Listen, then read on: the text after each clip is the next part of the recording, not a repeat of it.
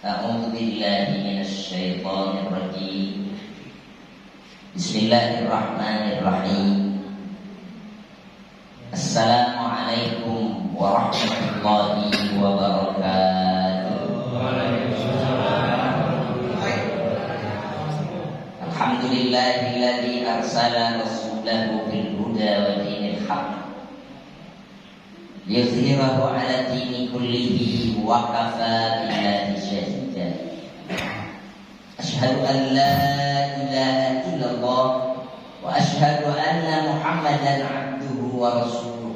اللهم صل على سيدنا محمد وعلى آله وأصحابه أجمعين وبعد. Khotbatan mukarramin, khusus Ketua DKM Musholah Rawdatul Hasanah Bapak Selamat Riyadi, pula yang sama-sama kita hormati Guru kita Ustaz Ahmad Mahdani, pula yang sama-sama kita hormati orang tua kita Bapak Haji Solehin, Bapak RW Ibu Supriyatna, Ketua RT, dan seluruh jamaah maghrib yang berbahagia. Mengawali pertemuan kita, mari sama-sama kita memanjatkan puja dan puji syukur kita kehadirat Allah Subhanahu wa Ta'ala atas nikmat yang dilimpahkan pada kita, sehingga pada kesempatan kali ini kita bisa berkumpul dalam rangka talabul ilmi. Mudah-mudahan ilmu yang kita dapatkan bisa kita jadikan bekal kita menghadap Allah Subhanahu wa Ta'ala. Salawat dan salam kita mari sama-sama kita kirimkan kepada junjungan Nabi kita Nabi Muhammad sallallahu alaihi wasallam, para keluarga, sahabat, tabi'in. Mudah-mudahan berlimpah pada kita semua, sehingga kita termasuk kaum yang mendapat syafaatnya di yaumul qiyamah. Amin ya rabbal alamin.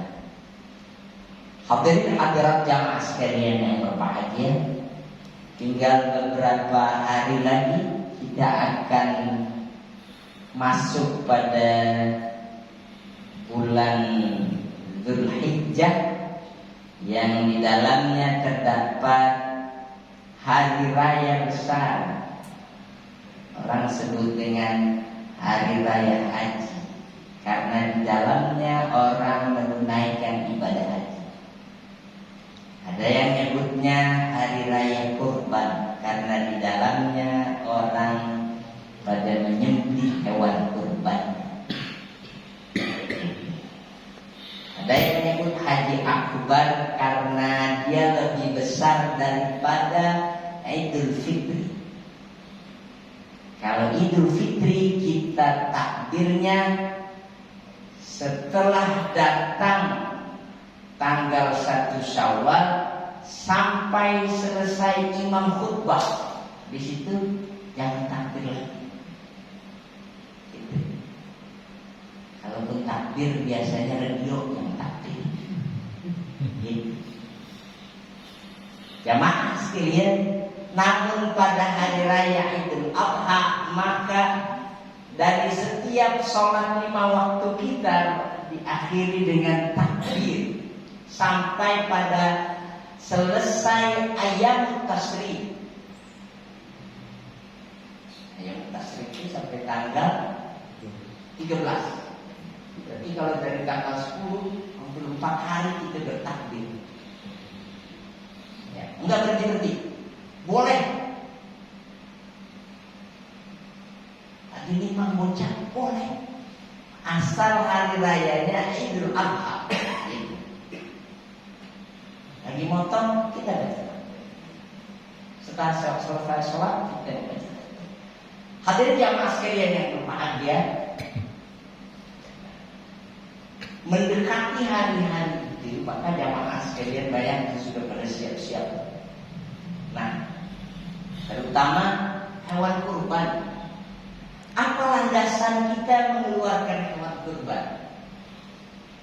Memang ini ajaran dibawa oleh Nabi kita, Nabi Ibrahim alaihi salatu wassalam. Saat beliau hendak mengorbankan anaknya Ismail, kemudian dirubahlah hewan kurbannya, anaknya menjadi hewan kurban awalnya. Namun jamaah sekalian, ada hadis yang menerangkan sebagai dasar kenapa kita berkurban. Dari Anas bin Malik, qala Nabi sallallahu alaihi wasallam, "Idza hasyara al-mu'minuna min quburihim." Jika seorang mukmin itu bangkit dari kubur. Ini kira-kira kapan? Kalau kita bangkit dari kubur, kapan kira-kira? Dalam surah Yasin itu, wa nafaqa fis suri fa idza hum minal ajdasi ila rabbihim yansilun. Itu saat ditiupkan sangkakala kedua, nafaqa fi, itu tiupkan itu, maka semua penduduk kuburan bangkit semua. Nah, pada saat itulah hadis ini menerangkan idza hasyaral mu'minuna min kuburihim, jika orang mukmin itu dibangkitkan dari kubur mereka, yaqulullah ta'ala, maka Allah kasih instruksi begini, ya malakai, wahai dua malaikat. Kira-kira dua malaikat siapa? Malaikat yang selalu menyertai kita kepada kita pergi. Orang sebut dengan Raqib Atid. Kata Allah, ya malakai, wahai dua malaikat, la tabsu ibadi rajulin, jangan biarkan hambaku berjalan kepada mahsyar dengan jalan kaki. Kenapa kita nggak boleh jalan kaki? Jauh, panas. Bal akibuhum, tapi siapkan. Bal akibuhum, kasih mereka kendaraan. Ala najaibihim, pada hewan kurban yang pernah dikurbankan dulu. Kenapa? Fa innahum i'taduru, karena kebiasaan manusia ternyata selalu berkendaraan. Jadi jangan PRW bocah sekarang kita suruh ngerokok ke depan pakai motor. Karena memang kebiasaan kita tuh dari dulu, kebiasaan kita pakai kendaraan, kita buktikan dalam hadis. Karena tidak pada awalnya, tidak itu artinya awal kita diciptakan. Karena tidak pada awalnya, apa yang jadi kendaraan kita? Ala sulbi abihim, kita berada pada tulang rusuk bapak kita. Sebelum ketemu sama emak kita, bapak, kita berada pada tulang rusuk bapak kita. Pas ketemu, pokoknya Haji namanya kakek ketemu, baru ya. Karena fibatnya umihim atau yang jadi kendaraan saya saat itu adalah fibatnya umihim, di perut emak kita. Nanti kita belum ngerasain jalan tuh, ya. Fa'ina waladathum ummuhum, maka pada saat kita dilahirkan oleh ibu kita, mama kita, di mana kendaraan kita berada? Ala radha'atu ummihim, kita berada pada buayan gendongan emak kita. Belum ngerasain jalan. Terus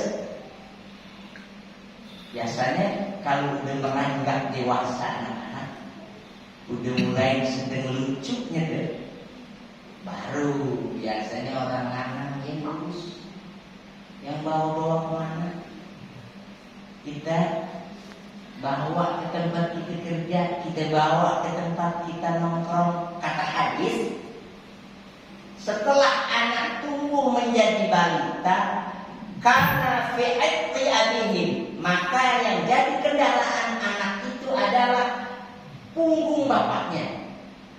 Makanya orang dulu kalau anak itu dibawa tempat main, itu biasanya digendong tangan. Ya. Makanya kalau bapak-bapak ada yang pakai kain, jangan. Ya, mengaji syukur mungkin bisa gitu. Kalau ada orang anak gendong bocah kecil pakai kain. Kenapa? Karena ternyata memang kendaraan anak itu pada saat balita ada fi aqti abihim, kita berada pada tulang punggung kita. Gitu. Setelah dewasa dia baru suman paus, baru diajarin naik kuda. Kudanya macam-macam, ada yang kuda Persia, ada yang kuda Amerika, ada yang kuda Jepang. Namanya Scoopy.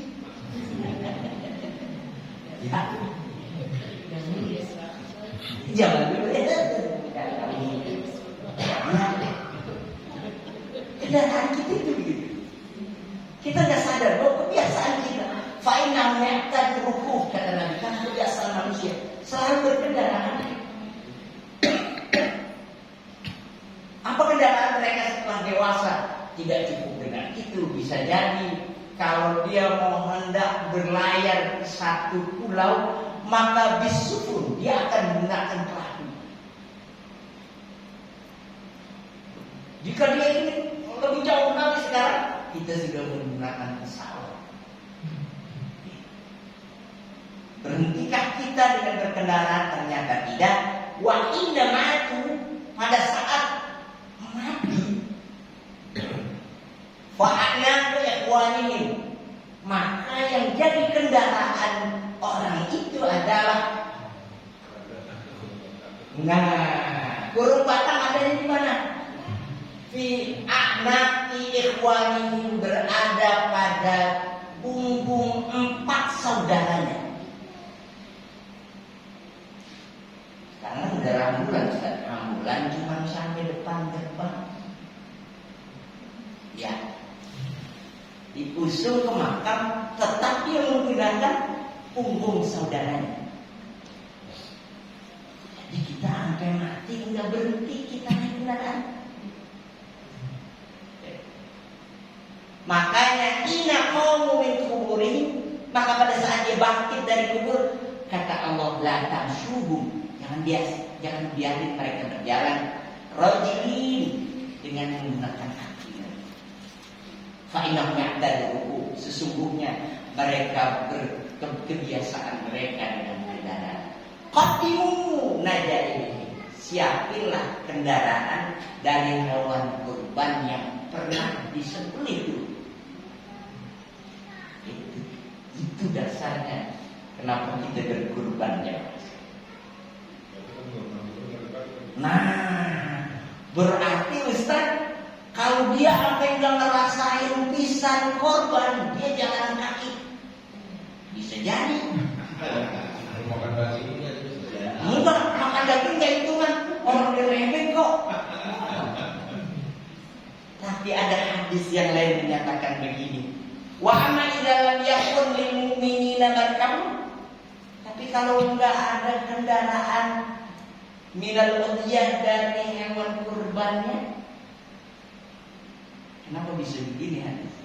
Kenapa? Karena ada hadis yang memberikan kelonggarannya. Kata Nabi begini. Man kana lahu sa'ah, siapa yang punya keluasan rezeki,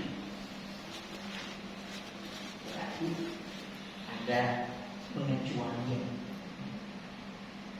Barang siapa yang punya keluasan rezeki, berarti yang enggak luas jangan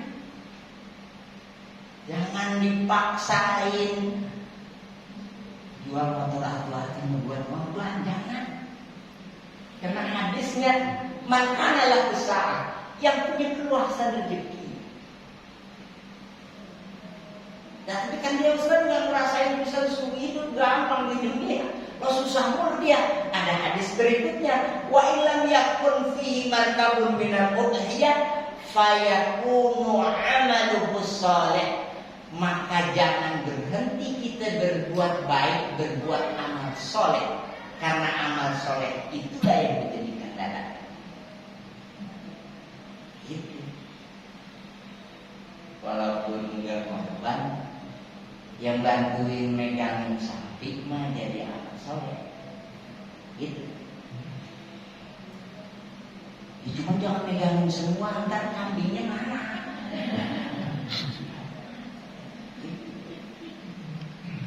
Ya. Bahkan ancaman Nabi, kalau ada orang yang punya keluasan rezeki tapi tidak mengeluarkan, walam yudhfi, kata Nabi, falyamut, maka biarkan dia mati. Insya Yahudian, kalau dia boleh disuruh mati secara Yahudi. Wa insya'a Nasraniyan, atau dia menjadi Nasrani.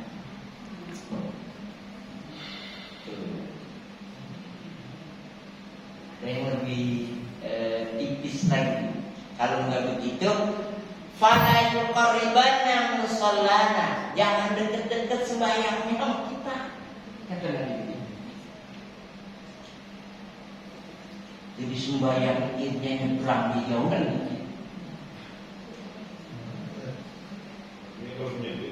Enggak korban, punya duit enggak mau korban. Ingat-ingat tuh orang subuh yang nak kejauhan semua 12 orang. Ya di lapangannya di mana?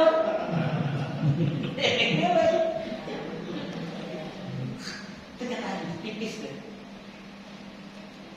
Jadi jamaah sekalian, itu landasan gitu loh. Kemudian selain itu pula, maka fadilahnya di antaranya, keutamaannya di antaranya, jelas ada reward yang kita dapatkan dari hewan kurban yang kita lakukan. Kita perhatikan hadis lain.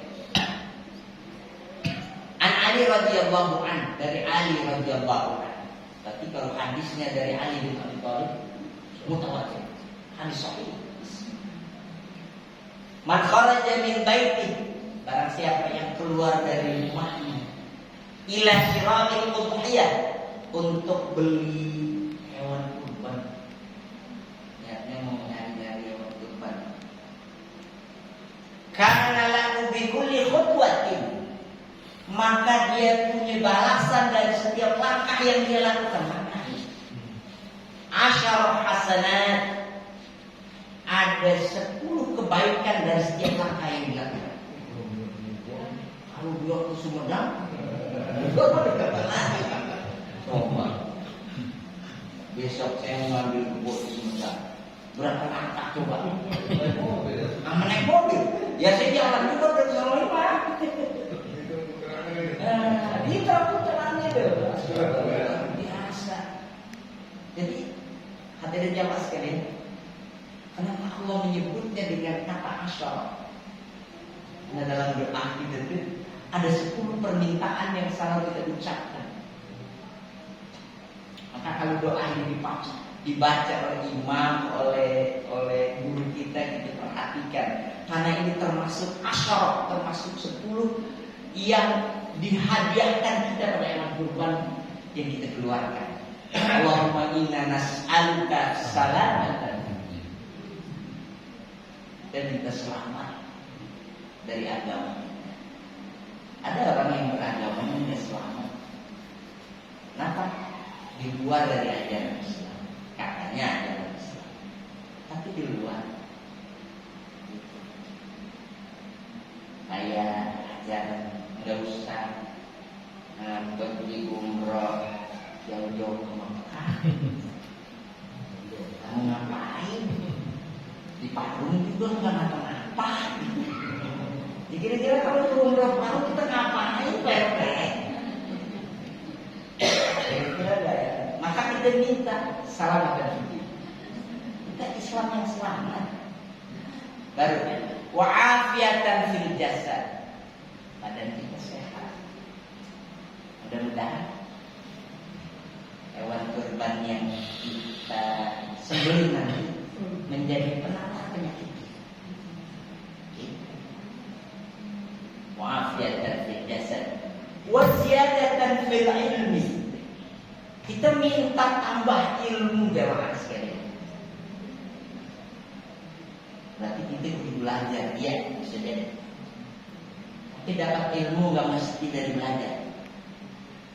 Karena ternyata dari bergaul kita tahu ilmu orang. Berarti kita bisa belajar dari pedoman kita. Maka ada bahasa juga tuh. Lu dikerjain ya, lu ngegaul sih. Tuh. Dia gak punya pelajaran kalau orang-orang yang gampang ngibulin. Jadi tolong dia pas kau digorok-gorokin mulu.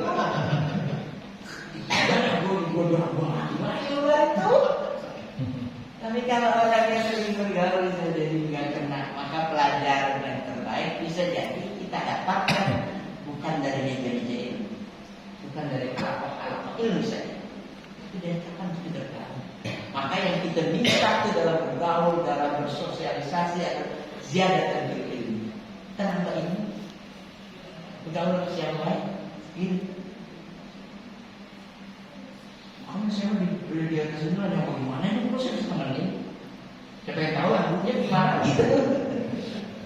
Jadi waziyadatan fil ilmi baru wa barakatan fil rizki. Jadi kebaikan yang 10 itu ya kita salah satunya adalah barokah. Nah, maaf sekali ada yang nanya sebenarnya barokah yang bagaimana Ustaz yang banyak bisa jadi. Yang melimpah ya bisa jadi, tapi bukan satu-satunya itu. Kata berkah itu sebetulnya terambil dari kata barokah. Barokah itu kalau unta duduk itu barokatil ini. Kenapa disebut barokah? Karena ternyata unta itu kalau dimanfaatin gimana aja melahnya dan dia duduk. Kalau kita mau naik ontak, maka ontak itu kalau didudukin dulu. Ya kecuali di Ragunan, itu beda. Ragunan mah ada syaratnya sendiri. Tapi kalau di padang pasir saat kita mau menaiki, maka ontak itu didudukin dulu sama Tuhan, baru kita bisa naik. Terus, kalau dia sudah duduk, ontak itu baru bisa diperas. Enggak seperti sapi. Sapi itu harus diri dia. Tapi kalau unta dia harus nderung dulu, baru bisa diperas susunya. Jadi kalau unta, anak unta, neteknya nungguin biangnya nongkrong. Tuh. Sampai sebenarnya unta itu kalau dipotong, disembelih, ditunggu sampai hidup.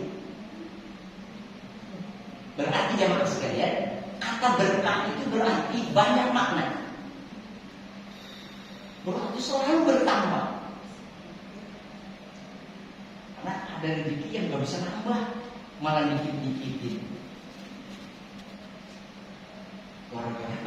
Gara-gara punya mobil jadi galak sama orang. Nggak boleh mobil gua, ya. Kita tahu mau ke dia. Ada orang maka jamaah sekalian, kata berkah itu ulama mengartikan namanya ziyadah. Ziyadah itu selalu bertambah. Tadinya dapat 1, ternyata bisa 3. Itu namanya barokat dan firis. Rezekinya tambah berkah. Sebab kita punya rezeki, orang bisa bantuin pegawai. Sebab kita ada rezeki, orang bisa ikut usaha sama kita. Kita maknai rezeki bukan hanya kita maknai secara finansial. Jangan diartiin duit doang kalau rezeki. Karena kalau rezeki cuma diartiin duit sempit.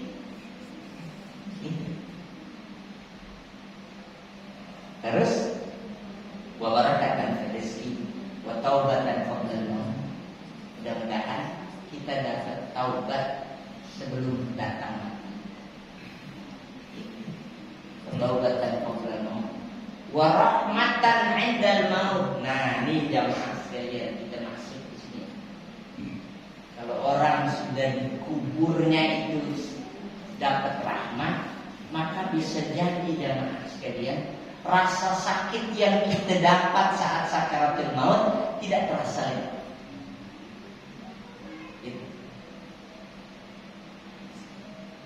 Dulu anak saya sebelum dia minta sunat, datanglah orang Sumedang bilang sama saya, Ustaz, kalau anak mau nggak nangis di sunat, bawa ke Sumedang. Ya kan? Di sana itu anak dihipnotis. Jadi dia nggak bakal nangis waktu dipotong. Saya kan penasaran, dia apa? Emang tambahan mau di jalan? Itu jalan ke Sumedang, kita lihat satu-satu. Bener, itu bocah diajakin ngomong sambil dipotong gituannya, enggak ketahan, enggak nangis. Cuma habis itu nyemuter,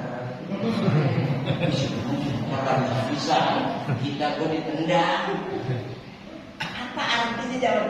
Ternyata apa yang dilakukan oleh orang itu, dia hadiahkan sebelum dia potong barang itu, dia hadiahkan, diajakin ngobrol segala macam sampai dia terbawa halusinasi. Sampai dipotong sakit. Maka orang yang mendapatkan rahmat saat dia sakaratul maut adalah saat ditampilkan dalam mata, di depan layar matanya berita tentang surga. Maka ada ayat itu, wa idza balaghatil hulqum, maka pada saat ruh kita itu ditarik, terus kita dari mana ditarik ruh kita? Dari kaki ila rukbatai, sampai ke dengkul. Makanya kalau orang bersakaratul maut, keluarganya pada dikumpulin, biasanya yang kita pegang kaki.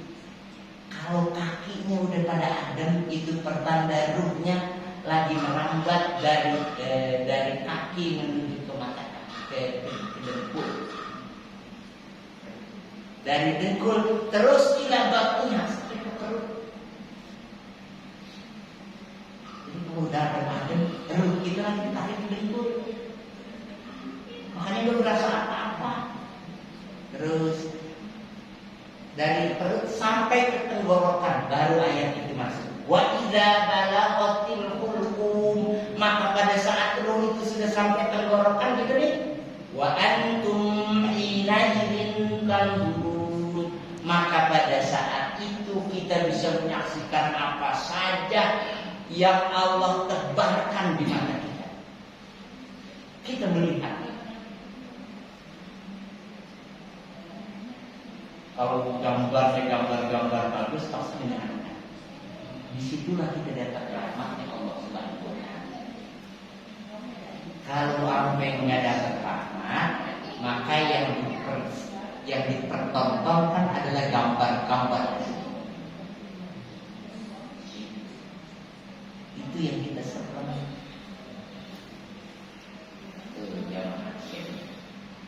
Jadi mudah-mudahan kita dapat rahmat Allah. Karena kalau ngandelin sakit, kalau kita berani dengan sakit sakaratul maut, luar biasa. Sakitnya luar biasa. Dalam satu hadis yang saya baca, itu sakitnya dirasakan oleh setiap bulu yang kita punya.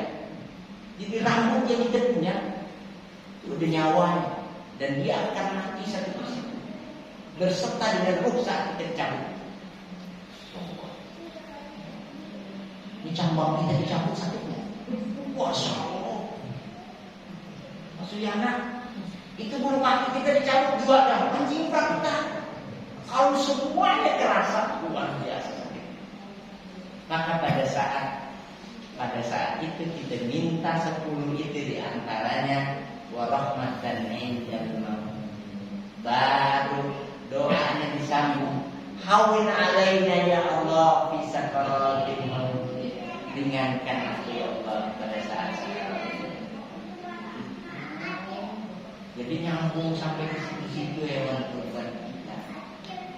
Jadi jamaah sekalian, asyarah hasanah, kita bakal punya 10 kebaikan kalau kita baca. Karena kalau kita ingat-ingat 10 kebaikan apa baik sih Ustaz? Itu yang doa dibaca. Wa rafa'alahu 10 darajat, maka angkatlah saya 10 derajat yang berakhir derajat kita pada derajatnya surga Firdaus, ada surga Jannatul Na'im atau surga Al-Kautsar. Surga itu banyak, tinggal kita kebiasaannya sukanya. Kalau suka kita berkurban, kita dapatnya namanya surga Al-Kautsar. Kautsar itu sungai Al-Kautsar, airnya ahla minal asad, lebih manis daripada madu. Yang dibayar kan ya, jadi madu. Wa ahla wa abrada minas salji, dia lebih segar daripada salju. Itu Al-Kautsar.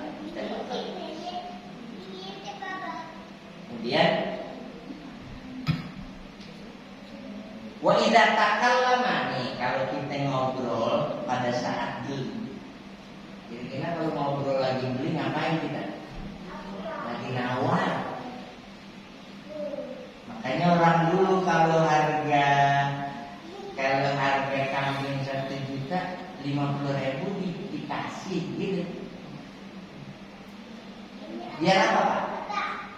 Biar ngobrolnya banyak-banyak. Cuman yang ngerti hadis, kalau yang nggak ngerti hadis jangan. Entar dia nyambut golok. Ya iya. Ya kalau sampai 23 juta kita tawar 500.000, ya nyambut golok. Kendor. Yang kira-kira ngerti hadis tawar 50.000 dijual waktu. Tapi syaratnya yang sudah ngerti hadis ini, biar apa? Biar proses tawar menawarnya panjang. Karena wa idza takallama fi siraiha kana kalamu tasbihan, maka tawar menawarnya itu diartikan seperti kita bertasbih subhanallah walhamdulillah wa la ilaha illallah. Gimana jadi gue sama yang nanti sini. Kalau yang kira-kira orang yang ulang berdoa jangan. Soal wa idza nafada saman, kalau sampai jadi dari harganya 23 misalnya sama karena dikuli dirham, dari setiap dirham kita artikan rupiahnya, dari setiap rupiah 700 hasanatin, ada 700 kebaikan. Masya Allah, berarti kalau 23 juta, kalau itu banyak kan? Banyak. Jadi jamaah sekalian. Dan pendapat kalau bicara hewan kurban itu sebetulnya kadang nggak usah ditawar. Artinya begini, katakan harga hewan kurban 5 juta, sementara harga kurban itu kan 4 juta. Kita beli aja 5 juta gitu loh. Artinya nilai sodako kita itu 5 juta nilainya gitu loh. Dibandingkan dengan 4 juta kita bisa nawar, tapi nilai sodako kita lebih besar di 5 juta. Iya. Tapi seperti itu kan? Saya perhatikan itu. Cuman saya cari-cari dasarnya apa. Saya belum dapat. Saya dari dulu itu dan dapat keterangan itu. Hanya landasan hadisnya apa sih belum dapat. Kalau saya dapat, ya kita berani komparasi dalam temuan hadis. Kalau nggak dapat ya sementara ini yang saya dapat. Iya, mungkin panjang, semakin kita bertasbih. Cuma syaratnya itu tadi.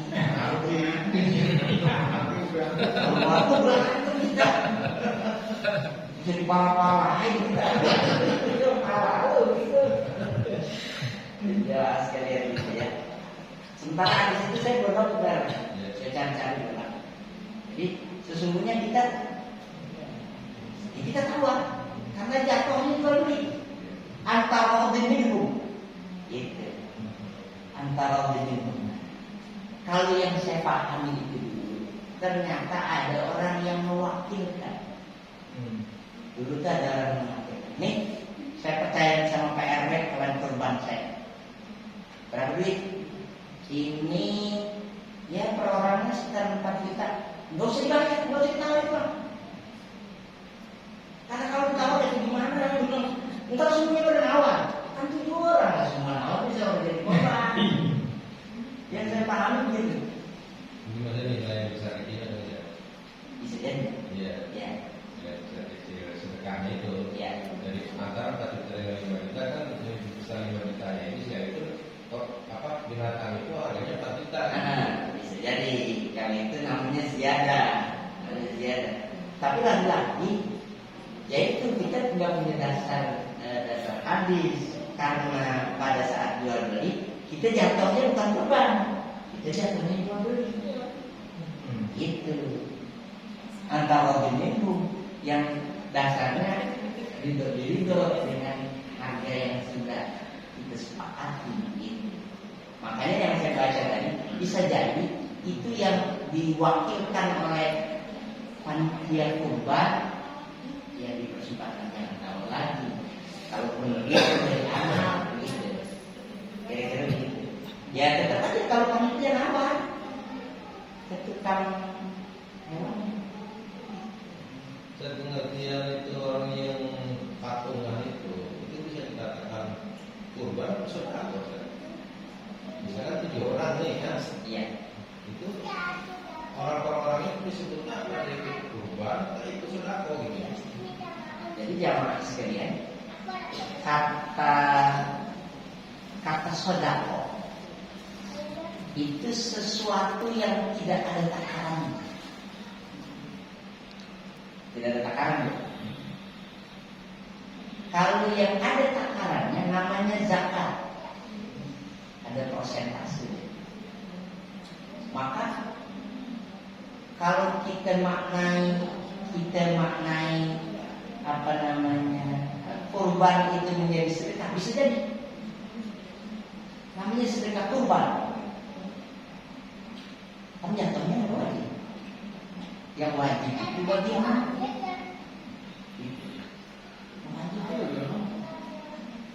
Bisa jadi berarti sedekah karena tidak ditentukan. Kalau ditentukan berupa rupiah, maka orang akan kesulitan menentukan berapa harga sapi yang harus dikorbankan seperti zakat fitrah itu. Kalau zakat fitrah ketahuan dari MUI sekian, Depok sekian, Bogor sekian. Kalau sampai ditentukan harganya, ya bisa Prabowo doang yang paling gede. Kira-kira gitu. Jadi yang saya maksud begini saya misalkan korban kambing nih, ini disebutkan saya korban ya, kambing ya kan. Kemudian saya beli 1 ekor sapi, berarti disebutkan ekor sapi, kan gitu. Nah kalau yang ber7 orang ini disebutnya korban juga, bagaimana itu? Saya pernah bahas itu di Jawa Timur karena ada yang kesanggupan kita berkorban berdasarkan hadis akekah. Jadi kalau sapi itu boleh didukung oleh 7 orang. Berdasarkan ijma ulama kompilasi hukum Islam itu membolehkan satu sapi didukung oleh 7 orang. Kurban. Nilainya kurban. Nilainya kurban. Jadi yang saya maksud, Iya. disebut korban itu disebut sedekah. Iya. Ya ada bagian sedekah itu ternyata banyak. Sedekah itu banyak. Ya, jadi ya sedekah yang bulan haji Iya, namanya korban. Itu jamaah sekalian. Ada mungkin ada yang belum jelas lagi. Tinggal satu baris lagi. Wa idza taha 'alal ardi, maka saat kita lehernya kita potong, wa yuridu dzabuha, maka pada saat kita hendak kita potong, istaghfar lahu kullu khalqin min waqiha ila ardi sabi', maka jamaah sekalian itu dari setiap tetes darah memohon ampun buat orang yang berkorban. Kira-kira berapa tetesan darah yang ada pada hewan kurban? Untuk ember, disitulah dia memohon ampun buat orang yang berkorban. Saya kira ini yang bisa saya sampaikan karena waktu ini terbatas. Dan apa konklusi dari kita ini? Mudah-mudahan kita punya semangat masing-masing